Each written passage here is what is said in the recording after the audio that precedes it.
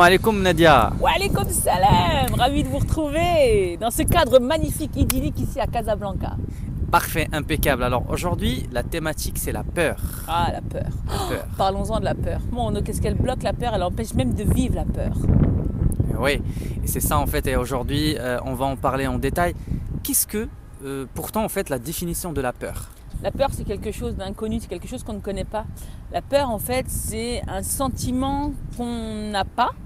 Et c'est un sentiment qui est aussi normal. Alors, c'est un peu contradictoire ce que je vais dire, mais en fait, la peur, si vous voulez, c'est quand votre cœur palpite, votre main devient moite, parce que vous allez faire quelque chose que vous n'avez pas l'habitude de faire. Et donc, forcément, vous allez être en mode, vous savez, animal, proie, je me protège, je fais attention. C'est ça la peur. Mais malheureusement, la peur empêche les gens de faire ce dont il a envie et surtout empêche les gens de vivre et d'exploiter de nouveaux horizons. Parce qu'en fait, la peur, c'est aussi une zone d'inconfort. C'est plus de challenge, on n'a pas d'amour, on n'a pas de soutien, on n'a pas de réconfort, on a plus de critiques. On va avoir peur d'avoir quelque chose qui va pas avec nos valeurs. Et on a peur d'être dans le jugement. Donc du coup, on va essayer de fuir cette peur. Mais encore une fois, c'est un sentiment normal, la peur. Il faut l'affronter pour avoir... Alors, on m'a dit un jour, Nadia, c'est quoi le contraire de la peur? C'est le courage. Je dis ouais, mais pour moi, c'est encore plus profond, c'est le tawakkul. C'est ça. Exactement, ouais, exactement. Alors du coup, tu as tout dit hein, concernant bien sûr la peur.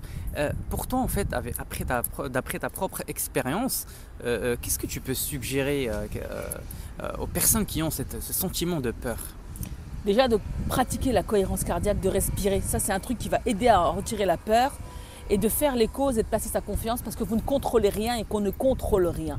Parce qu'en fait, dès l'instant que vous êtes dans le ventre de votre mère, tout est écrit et tout est décrété. Sauf que nous, on pense vouloir contrôler le travail, la maison, les enfants, l'activité, le chemin, la voiture, mais vous contrôlez rien.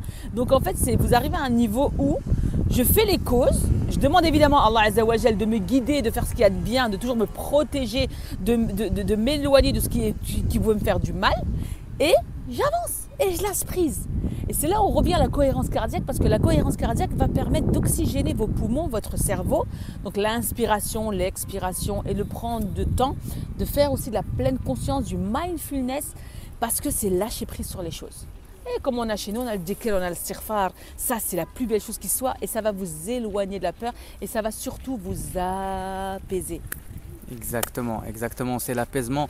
Et concernant bien sûr ta propre expérience sur la peur, d'accord, de ce que tu as pu, tu as encouru beaucoup de choses, hein, tu m'as partagé beaucoup de choses, alhamdoulilah, et aujourd'hui tu en es consciente. Ouais. Quelles sont les expériences qui t'ont appris sur la peur, hein, qui t'ont appris de surpasser ce sentiment-là?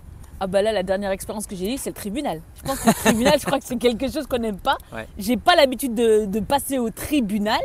Et donc, j'ai subi une injustice et j'ai été au bout de cela, de cette procédure judiciaire parce que justement, je voulais battre contre mon haq et contre cette injustice. Et je voulais pas que les autres subissent ce que j'ai subi.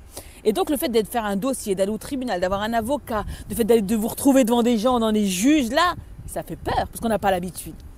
Mais j'ai décrété, je me suis dit, Nadia, pourquoi qu'est-ce qu'il y a? De quoi tu as peur exactement?